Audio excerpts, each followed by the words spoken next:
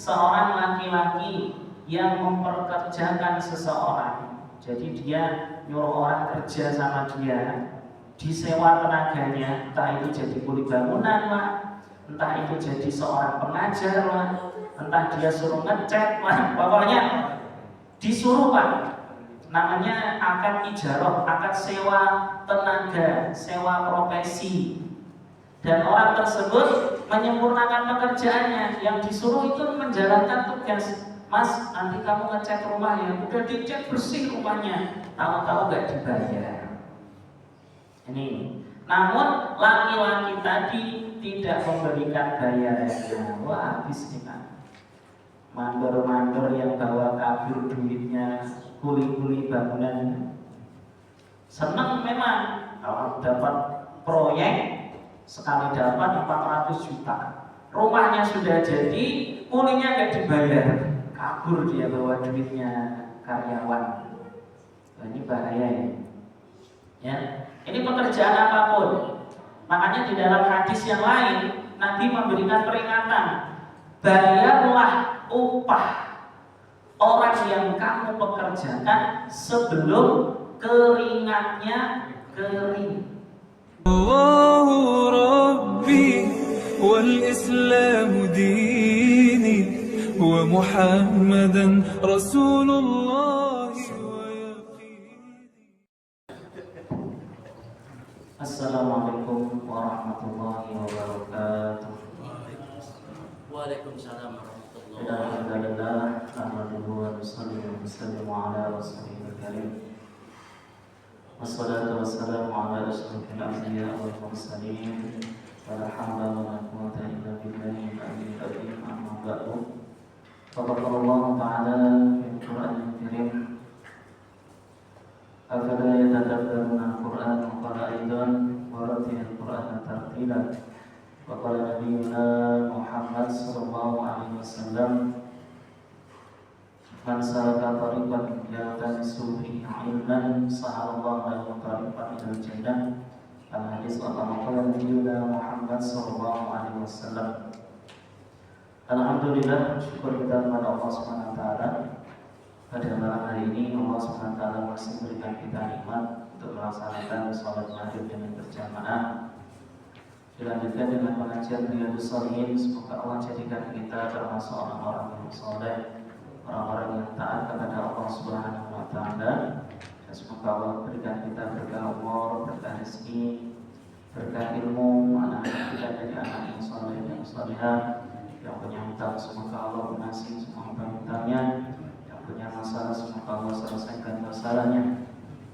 Dan untuk kita semua semoga istiqomah menjalankan perintah Allah nanti dalam keadaan husnul khatimah.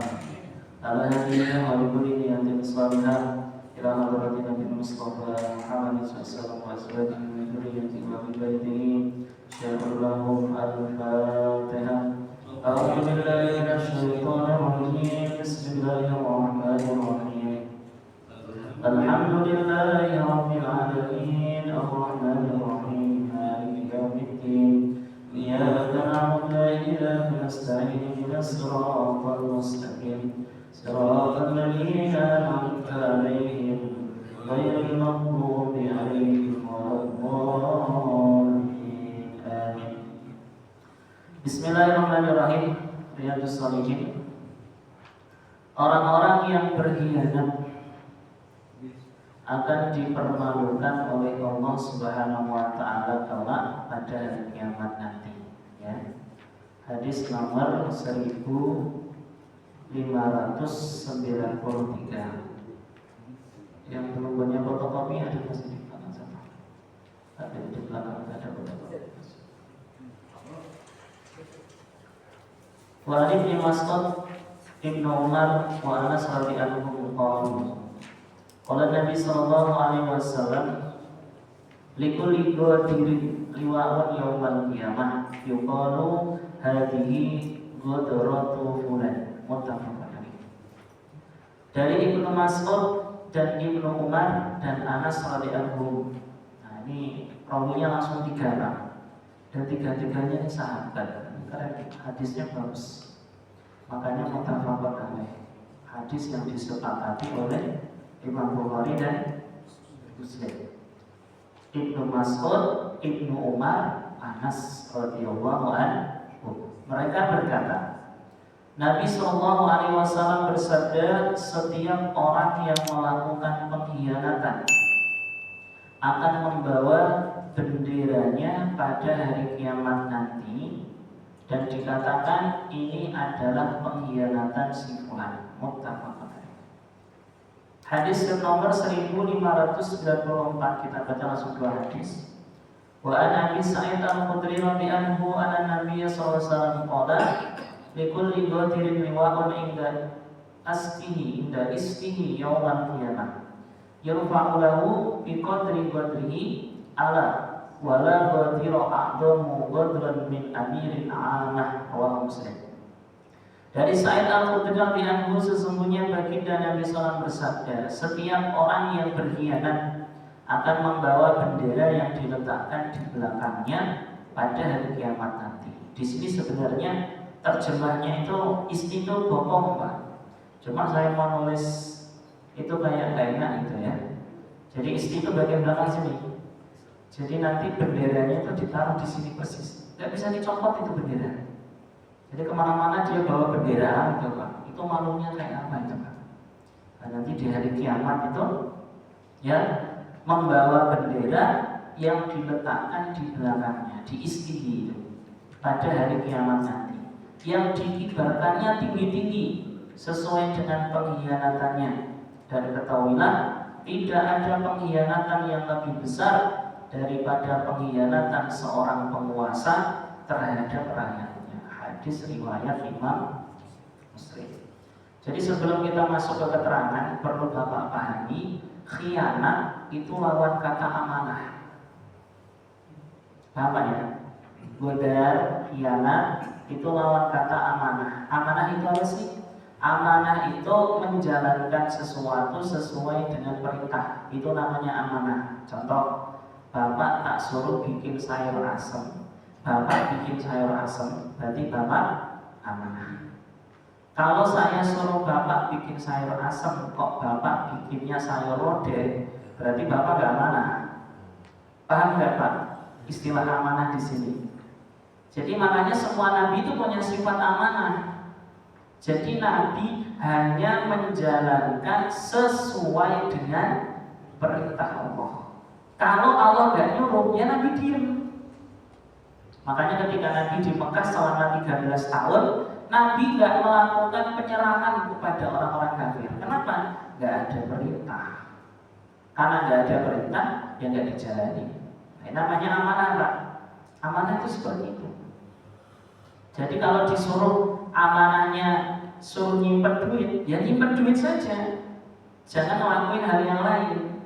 Nah, kalau nyimpen duit tapi duitnya dipinjam, duitnya dipakai ini pakai itu, padahal amanahnya cuma nyimpen duit, maka berarti tidak amanah. Sama seperti Bapak mengamanahkan seseorang untuk menjaga mobil, ya udah mobil itu yang dijaga, nggak perlu jaga yang lain, karena amanahnya ya sesuai perintah tadi. Nah maka orang yang tidak amanah berarti menjalankan sesuatu tidak sesuai dengan perintah atau tidak sesuai dengan kesepakatan. Jadi amanah itu beda sama bohong Pak. Kalau berdusta itu lawan katanya sidik, ya, jujur. Jujur lawan katanya kidep. Kalau amanah lawan katanya apa? Khianat. Khianat itu godar. Artinya apa sih? Ya nggak amanah. Suruh beli baju koko malah beli sarung, itu nggak amanah berarti. Amanahnya suruh beli baju koko malah dibeliin apa? Sarung.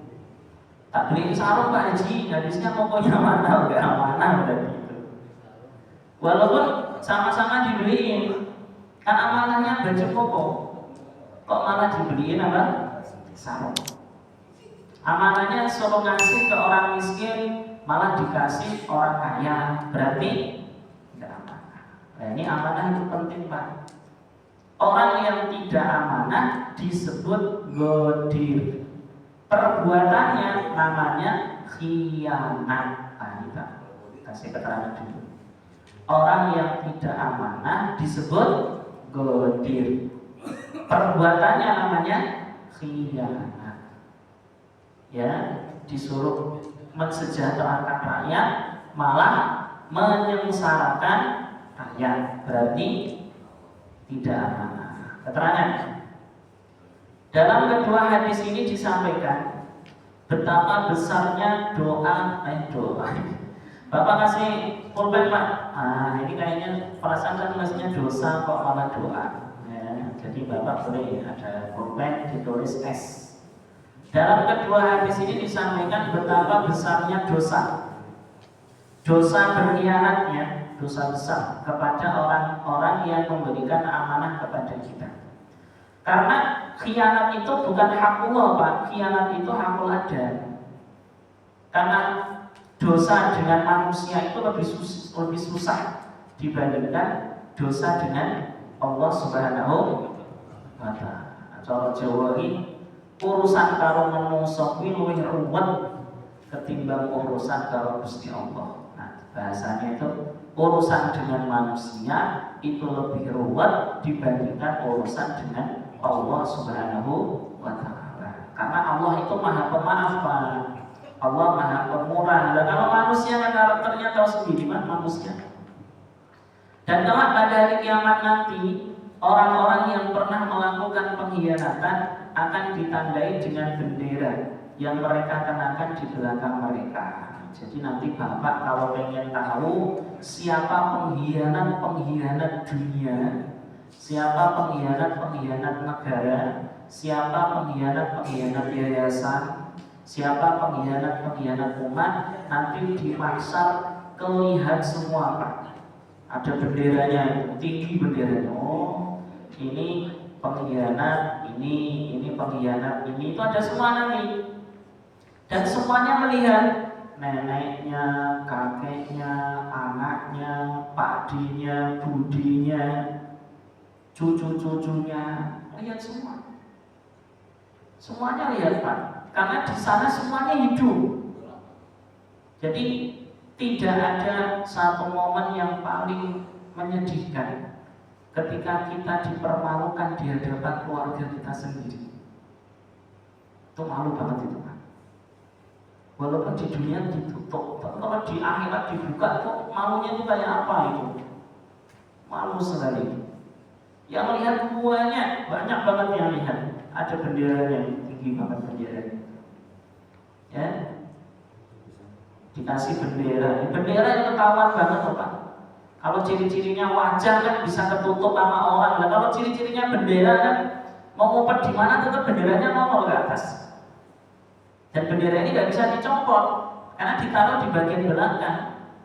Nempel itu, permanen itu Pak. Nah, benderanya permanen nggak bisa dicopot. Malu. Sehingga di samping mereka akan mendapatkan siksaan atas perbuatannya, mereka juga mendapatkan rasa malu yang teramat sangat karena bendera tersebut. Mending kalau bisa dicopot, nggak bisa dilepas. Itu bendera itu nancep terus tuh di bagian belakang, dipapain, nggak bisa dicopot, nggak bisa. Oh ternyata kamu toh pengkhianat ini. Oh ternyata kamu orang yang nggak aman. Oh ternyata kamu yang dulu bawa kabur duit masjid. Oh ternyata kamu ya pemimpin yang zalim. Itu kelihatan semua nanti di sana Pak, benderanya itu. Dan semua orang akan mengetahui hal tersebut, sehingga orang-orang akan mudah menuntutnya kelak pada hari kiamat nanti. Dan termasuk fungsinya bendera tadi Pak, itu kan contoh gini, semisal dia itu bendera majelis taklim A gitu. Di situ tertulis pengkhianat majelis taklim A. Bentuk pengkhianatannya, dia telah membawa kabur uang sekian-sekian. Nah nanti orang-orang yang baca benderanya langsung bisa nuntut, ya Allah saya mau nuntut si A. Kenapa? Karena dulu saya nitipin duit sama dia, ternyata duitnya nggak dikasih, malah dipakai sendiri. Nah itu kayak apa malunya Pak? Di dunia nggak nuntut, kenapa nggak nuntut? Nggak ngerti Pak. Di dunia nggak ngerti, Pak Ustadz, saya nitip duit ini ya, tolong kasih anak yatim. Sama ustadznya dipakai beli handphone, dipakai beli elektronik, kan nggak amanah. Amanahnya kasih anak yatim, ternyata dipakai buat keperluan pribadi. Itu mungkin Pak, donaturnya itu nggak tahu. Donaturnya nggak ngerti, setaunya donatur ini ustadznya amanah, padahal khianat. Lah nanti di akhirat karena dia ada benderanya, itu yang nitipin duit buat anak yatim itu bisa nutup. Oh ternyata kamu duitnya ini nggak dikasih anak yatim. Yang nitipin duit bisa nuntut, anak-anak yatim yang seharusnya dapat duit itu juga bisa nuntut. Dituntut sama pemberi dana, dituntut sama yang berhak menerima dana, dan semuanya tahu. Makanya sebenarnya nggak perlu Pak, kita nggak perlu melakukan tipu muslihat, tidak perlu melakukan siasat, karena di akhirat nanti kebongkar semua. Faman ya'mal mithqala dzarratin syarran yarah. Sekecil apapun keburukan yang kita lakukan di akhirat itu terlihat, apalagi gede. Yang kecil aja dibuka sama Allah Pak, apalagi besar.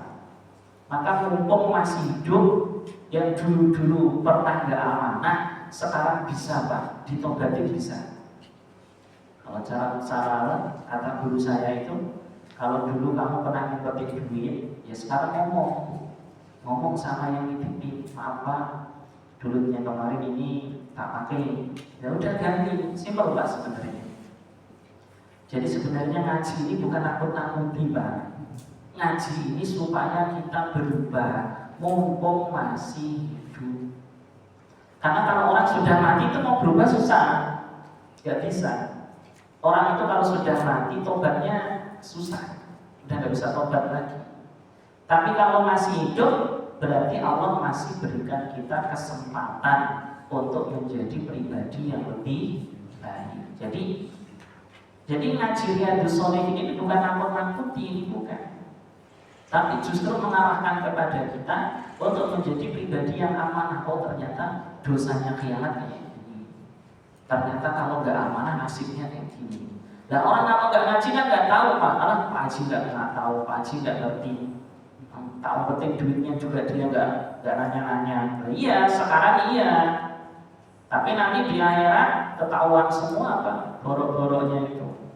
Makanya mumpung belum mati, mumpung belum masuk ke alam kubur, ayo sekarang kita harus berubah menjadi pribadi yang lebih amanah. Hadis ini juga mengajarkan kepada kita bahwa betapa besarnya dosa berkhianat, dan sungguh pengkhianatan yang paling besar dosanya dan adabnya adalah untuk para penguasa yang berkhianat dengan orang-orang yang dipimpinnya. Makanya jadi penguasa itu, penguasa yang macam-macam, bisa RT, RW, lurah, DKM, presiden, menteri, pokoknya yang diberikan kekuasaan lah untuk ngurusi duitnya umat. Pesan guru saya itu gini, kalau bisa kamu itu jangan jadi orang yang suka ngumpulin duitnya umat. Karena kalau nggak amanah risikonya besar. Tapi kalau kita amanah, insya Allah nggak apa-apa. Jadi yang sekarang ngurusin duitnya umat itu benar-benar harus hati-hati, ekstra hati-hati. Ya, kalau bapak ada apa-apa, segera musyawarah. Contoh bapak lagi butuh, ini ada duit umat nih, gimana ya? Duit umat ini tak pakai dulu boleh nggak? Nah, ini musyawarah sama yang nitipin duit umat ini. Jamaah sekalian, ini ada duit kas, boleh nggak saya pakai? Kalau jamaahnya bilang boleh, pakai nggak apa-apa. Yang penting musyawarah. Jadi ada obrolan, jangan ngumpet-ngumpet, tahu-tahu minjem. Nah, itu nggak boleh Pak. Hari ini dikarenakan kerusakan yang dibuat oleh pemimpin yang berkhianat, akan banyak menyebabkan madharat dan berdampak kepada orang banyak. Termasuk koruptor itu nggak amanah. Korupsi itu dosanya gede, Pak, karena duitnya orang, bukan duitnya pribadi. Lebih baik melakukan dosa dengan satu orang daripada melakukan dosa kepada banyak orang. Sehingga menipu satu orang dengan menipu banyak orang tetap dosanya beda. Semakin banyak yang dipimpin, semakin besar potensi melakukan pengkhianatan yang dosanya lebih besar. Boleh, ada pertanyaan sebelum masuk ke hadis berikutnya? Tanya Ustaz. Silakan. Ya kalau misalnya ada ulama atau kiai Ustaz yang memberikan fatwa itu sama nih, kalau misalnya fatwa itu tidak bersesuaian Ustaz dengan Al-Qur'an dan hadis. Itu kan menunjukkan bahwa dia pun tidak amanah, apa yang Ustaz katakan tadi kan? Ya. Itu pandangan Ustaz bagaimana? Seorang ustadz atau kiai yang menyampaikan sesuatu tidak sesuai dengan Quran dan hadis, itu termasuk khianat. Ya jelas khianat. Contoh di Quran itu mencuri haram, tetapi dia bilang mencuri halal. Itu khianat. Jelas. Tapi kalau memahami Quran dengan pemahaman yang berbeda itu beda kasus. Karena Quran itu maknanya luas. Contoh simpel gini, Imam Hanafi Pak, itu menyentuh istri itu tidak batal. Ayatnya sama dengan ayat yang dipakai oleh Imam Syafi'i, yaitu di dalam Al-Quran ada kalimat lamastumul nisa, menyentuh perempuan. Kalau Imam Syafi'i menerjemah lamastum itu bersentuhan mudah. Pokoknya kalau nyentuh istri batal kalau Imam Syafi'i. Sementara kalau Imam Hanafi nggak batal. Lah apakah Imam Hanafi nggak amanah? Enggak, ini nggak masuk ranah itu. Jadi kalau ayatnya dengan pemahaman dia yang tidak bertentangan dengan secara mutabar itu, maka itu bukan disebut khianat. Khianat itu gini, kalau di Quran kok haram, dia bilang halal. Nah itu khianat itu. Orang dijelas di Quran itu haram, kok malah dia bilang halal. Di hadis haram, kok bilang halal. Contoh LGBT kan haram Pak, sepakat ya? LGBT haram. Terus dia menghalalkan LGBT, ya itu khianat. Di samping khianat juga termasuk kena hukum kufur, itu hukum kafir, karena menghalalkan perkara yang diharamkan, menghalalkan perkara yang diharamkan dalam Quran. Tapi kalau untuk masalah perbedaan ikhtilaf para ulama itu bukan masuk ranah ini, bukan. Jadi semisal hadis pemahaman ini, pemahaman ini, pemahaman ini, asalkan semuanya punya dalil yang pas, itu bukan termasuk khianat. Itu namanya perbedaan pendapat. Tapi kalau di Qurannya sudah jelas haram, tapi dia menyampaikan itu halal, berarti ini khianat, tidak sesuai dengan apa yang ada di dalam Quran. Itu namanya khianat dengan ilmu. Termasuk khianat dengan ilmu itu nggak ngajar Pak. Loh, ini mungkin orang jarang paham. Termasuk khianatnya ulama itu nggak mengajar. Karena Allah titipkan dia ilmu supaya dia ngajar. Makanya kalau ada kiai kok nggak ngajar, dia khianat dengan Allah. Kenapa? Ilmumu itu kamu sebarin harusnya. Walaupun kamu hanya ngajar seminggu sekali, kamu hanya ngajar sebulan sekali, itu harus ngajar Pak. Ini mungkin yang jarang dipahami oleh para alumni pesantren. Jadi alumni pesantren yang sudah dititipkan oleh ilmu, amanahnya orang alim itu apa sih Pak? Mengamalkan ilmu dan menyampaikan ilmu. Kayak amanahnya dokter, orang dikasih ilmu kedokteran, kok nggak mau ngobatin orang sakit, berarti ya sama. Jadi apa yang kita dapat dari Allah, maka kita jalankan sesuai amanah. Jadi Bapak dikasih ilmu kedokteran, ya Bapak ya buka klinik, tapi kalau bisa ya jangan menarik harga mahal gitu ya. Kalau masalah duit itu nanti tergantung niat. Kalau niatnya cuma duit ya hanya dapat duit tapi nggak dapat pahala ya. Boleh kita baca lagi.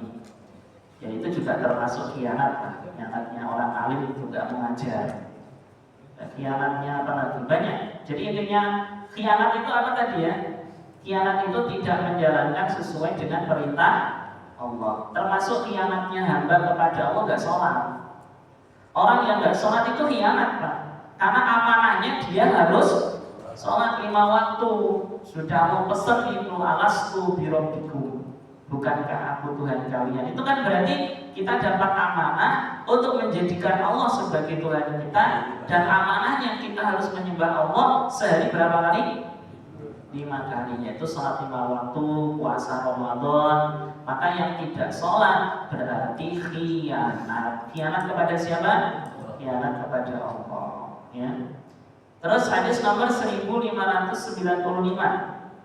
3 orang yang dimusuhi oleh Allah pada hari kiamat nanti. Ini hadis yang saya share judulnya di grup ya. Ini hadis ini sangat bagus sekali Pak. Saya terkesan dengan hadis ini. Terkesannya apa? Semoga kita nggak jadi mereka nih, ya. Karena kalau sudah dimusuhi Allah itu ya nggak bakal menang kita Pak. Kalau sudah dimusuhi Allah itu pasti di neraka itu. Orang Allah saja nggak suka sama dia.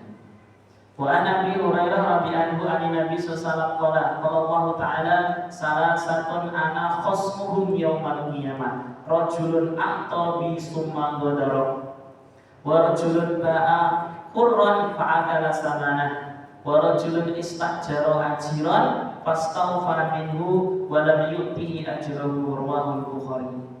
Dari Abu Hurairah radhiyallahu dari Nabi SAW bersabda, Allah SWT berfirman, namanya hadis qudsi ya. Ada 3 jenis orang yang aku akan memusuhi mereka pada hari kiamat nanti. Khosomah ini bermakna Allah sangat benci Pak, sangat gak suka sekali dengan dia.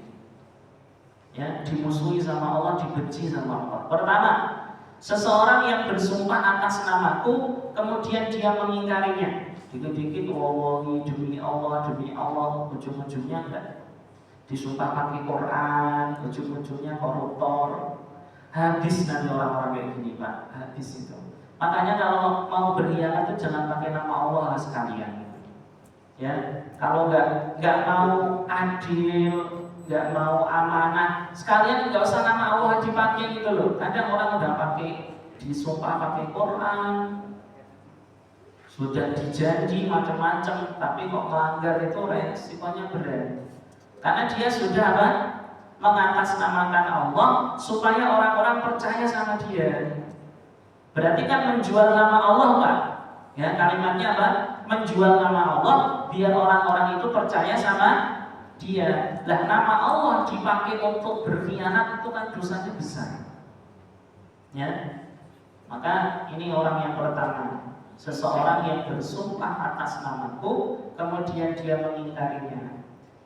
Yang ketiga, seseorang laki-laki yang menjual orang merdeka, kemudian dia memakan hasil penjualannya. Jadi termasuk apa ini? Termasuk zaman Nabi Yusuf itu loh. Nabi Yusuf kan bukan budak, tapi dijual. Hasil penjualan dimakan, ya, makan barang haram intinya. Ya, makan barang haram dari menjual seseorang. Termasuk menjual orang itu kayak kasus TKW itu Pak. Jadi ada orang daftar jadi TKI, jadi TKW, sudah bayar di PT, orangnya dijual, duitnya diambil, tetapi tidak dapat apa-apa. Ini juga termasuk menjual, ya. Dan berikutnya nomor 3 ini, seorang laki-laki yang memperkerjakan seseorang. Jadi dia nyuruh orang kerja sama dia, disewa tenaganya, entah itu jadi kuli bangunan lah, entah itu jadi seorang pengajar lah, entah dia suruh ngecat lah, pokoknya disuruh Pak. Namanya akad ijarah, akad sewa tenaga, sewa profesi. Dan orang tersebut menyempurnakan pekerjaannya, yang disuruh itu menjalankan tugas. Mas, nanti kamu ngecat rumah ya, udah dicat bersih rumahnya, tahu-tahu gak dibayar. Ini, namun laki-laki tadi tidak memberikan bayarannya. Wah, habis nih Pak. mandor-mandor yang bawa kabur duitnya, kuli-kuli bangunan. Senang memang kalau dapat proyek sekali dapat 400 juta. Rumahnya sudah jadi, kulinya nggak dibayar, kabur dia bawa duitnya karyawan. Nah, ini bahaya ya. Ya, ini pekerjaan apapun. Makanya di dalam hadis yang lain Nabi memberikan peringatan, bayarlah upah orang yang kamu pekerjakan sebelum keringatnya kering. Maknanya sebelum dia berhenti menyelesaikan tugasnya sudah digaji. Gitu loh Pak. Ya, iki Mas, duitnya silakan kerja. Cuma orang sekarang nggak berani kayak gitu. Ya, takutnya itu bener. Pokok tak bayar bisik malah rumah kabur, ini Pak Ustaz. Udah tak bayar malah kabur. Ya setidaknya Bapak kasih DP lah. Setidaknya Bapak itu kasih setengahnya dulu. Mas, ini setengahnya, nanti kalau pekerjaannya tuntas tak kasih kurangannya. Ya, jadi termasuk perbuatan dolim ini yang Allah sangat benci sekali. Karena apa? Karena mengambil apa namanya itu manfaat dari orang, tapi dia tidak memberikan manfaat kepadanya. Saya itu pernah Pak, saya itu pernah ngajar privat 2 bulan nggak digaji, kabur dia. Saya nggak perlu sebutin orangnya, jelas itu waktu awal-awal saya jadi pengajar. Ustaz, ngajar itu bolak-balik naik motor. Ya, dia bilang nanti pokoknya per jam sekian. Udah disepakati per jam sekian, seminggu berapa kali. Pokoknya nanti Ustaz tak gaji kalau sudah sesuai hitungan. Udah berapa kali pertemuan, 16 kali atau 17 kali. Itu kita sudah Pak, sudah jalan sesuai aturan. Itu orangnya pindah rumah nggak ngasih tahu. Pokoknya hilang aja udah. Ada nomornya pun juga udah nggak aktif. Yang seperti itu, ya, saya nggak akan ngotot deh. Saya tak ikhlasin, sama tak ikhlasin. Karena waktu saya ketemu dia pun, dia juga nggak bahas. Akhirnya ketemu Pak. Jadi saya ketemu sama dia, ternyata dia punya anak, anaknya itu satu sekolah dengan anak saya. Itu dia ketemu pun nggak bahas itu. Pokoknya kayak nggak punya dosa gitu. Nah, yang seperti ini kan perlu kita pahami Pak. Maksudnya mungkin bagi kita itu sepele Pak, tapi ini dampaknya di akhirat itu besar sekali. Jadi Bapak ini yang sekarang jadi bos, nggak harus jadi bos lah. Kalau Bapak nyuruh orang jadi tukang, nyuruh orang ngecat di rumah, nyuruh orang motong rumput, itu jangan sampai tidak dibayar Pak itu Pak. Itu jatuhnya utang gitu.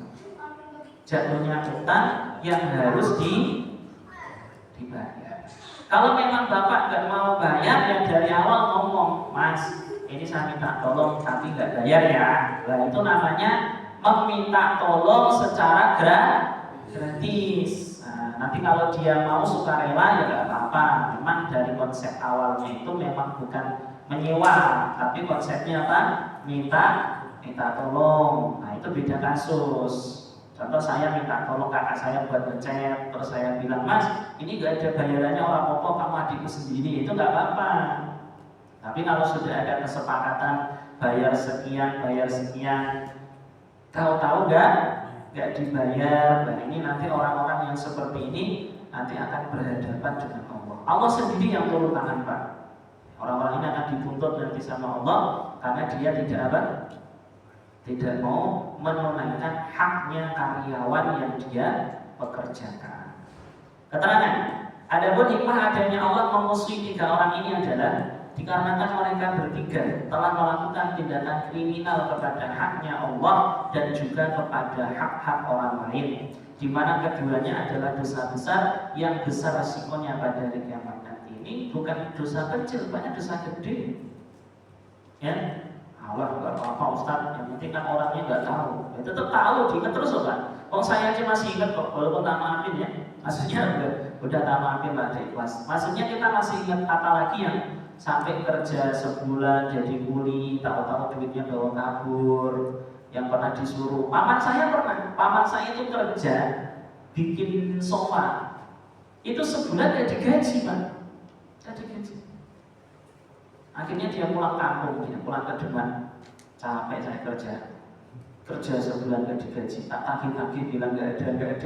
Padahal ada, sebenarnya memang gak menggaji dia. Ya seperti itu kan ya repot ini. Makanya memang harus ngaji. Siapapun yang punya pekerjaan itu harus ngaji, biar tahu mana yang harus dikerjakan, mana yang tidak. Ada pertanyaan sebelum masuk pembahasan baru? Ya, Ustaz. Silakan. Kalau misalnya ada orang tua, Ustaz ya, orang tua ini tukang, si anak ini ingin bangun rumah. Karena seharusnya orang tua itu dibayar sesuai dengan harga Tukang. Dia hanya bilang, ya Pak, tolong bangun rumah sampai selesai, tapi dibayarnya itu dengan makan 3 kali sehari. Menurut Ustaz ini gimana? Apa pandangan Islam mengenai hal ini? Dibayar dengan makan itu kalau memang sudah kesepakatan dari awal hanya makan ya sah-sah aja. Mas, maaf saya nggak bisa ngasih duit, tapi kalau makan kita kasih, mau apa tidak, itu sah, itu halal. Tetapi kalau dari awal nggak ngomong itu, dari awal pokoknya nanti kamu dapat gaji, gitu kan? Tahu-tahu gajinya mana Pak? Ya gajinya makan itu, ya itu nggak boleh.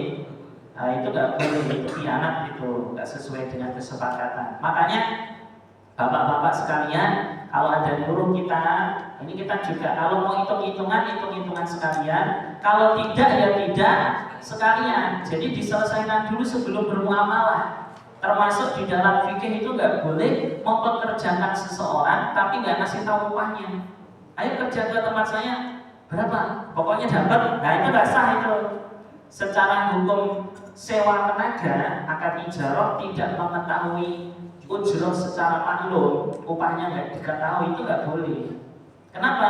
Karena nanti akan ada unsur saling merugikan. Oh tak pikir setiap masuk 1 juta Ustaz, ternyata cuma 20.000. Tahu gini mas, saya nggak mampu saya. Nah kamu tahu dari mana? Ya setelah saya kerja sebulan baru tahu ternyata segini. Lah emangnya waktu itu nggak cerita? Dia bilangnya sih pokoknya dapat lah. Nggak boleh gitu Pak. Muamalah betulan, hitung-hitungan sekalian. Kalau memang bapak nggak siap bayar, ya ngomong nggak siap. Sehingga jika dia sudah dikasih tahu nggak digaji, tapi masih tetap mau kerja, bapak nggak dolim. Itu namanya tatawu, itu namanya sifatnya no, gitu loh.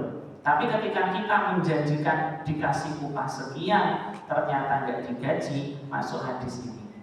Ya, masuk hadis seorang laki-laki yang mempekerjakan seseorang dan orang tersebut menyempurnakan pekerjaannya, namun laki-laki tadi tidak memberikan bayarannya, itu nanti ditagih sama Allah Subhanahu wa Ta'ala. Berikutnya ada lagi pertanyaan, silakan. Kalau yang bekerja itu ya udah nggak usah mau saudara ini terserah ya. Dari awal seperti itu. Setelah selesai. Nah ini yang nggak boleh ini. Ya ikhlas, tapi kan dari awal nggak gitu Pak. Walaupun dia bilang ya udah nggak usah, tetap kita harus siapin dulu uangnya. Jangan nggak usah terus kita nggak nyiapin, nggak gitu. Ya mungkin dia nggak usah, tapi kan istrinya mau, anaknya mau. Jadi bahasa simpelnya sebenarnya itu kalimat nggak usah itu memang harus dari awal. Kalau memang dari awal dia memang nggak apa-apa digaji, baru bapak boleh nggak ngasih. Memang dari awal dan sepakat mas saudara ini kan itu. Tapi kalau dari awal nggak ada omongan, tahu-tahu kerjaannya beres, terus pas digaji dia nggak mau, ya bapak pun harus punya perasaan.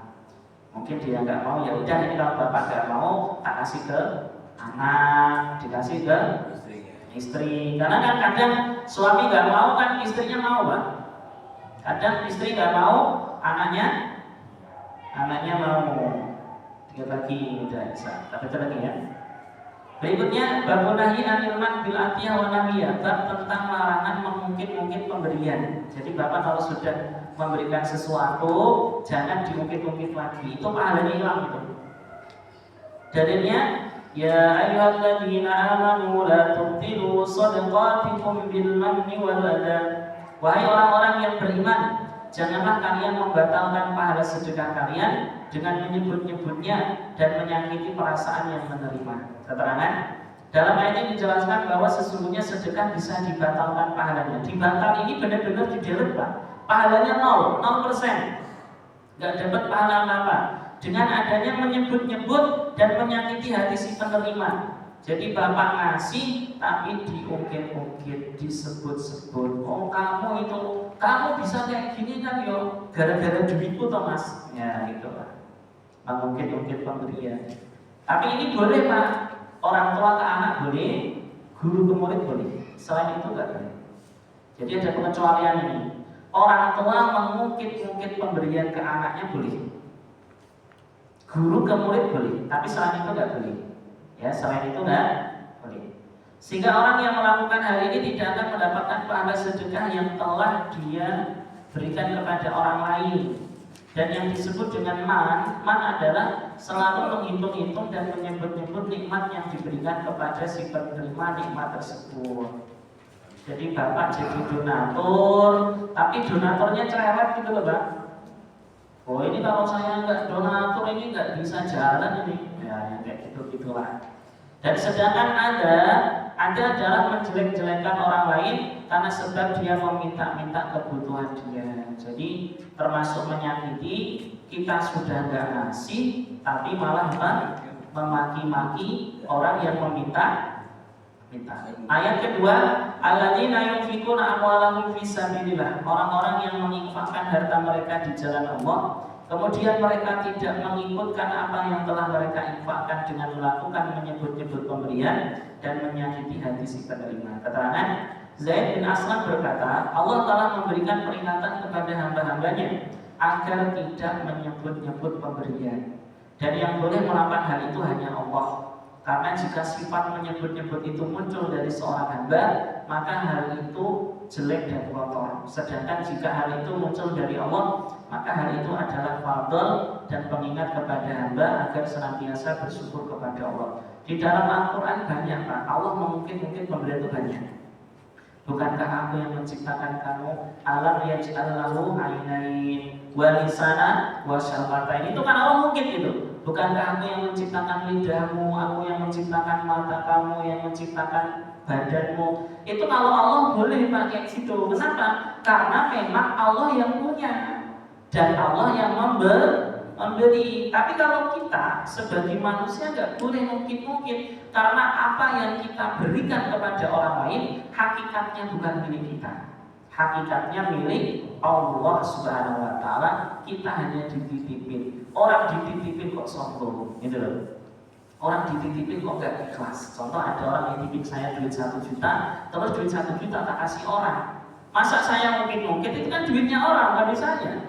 Sama, Bapak hari ini memberikan apapun kepada seseorang yang Bapak kasih, hakikatnya itu titipan Pak.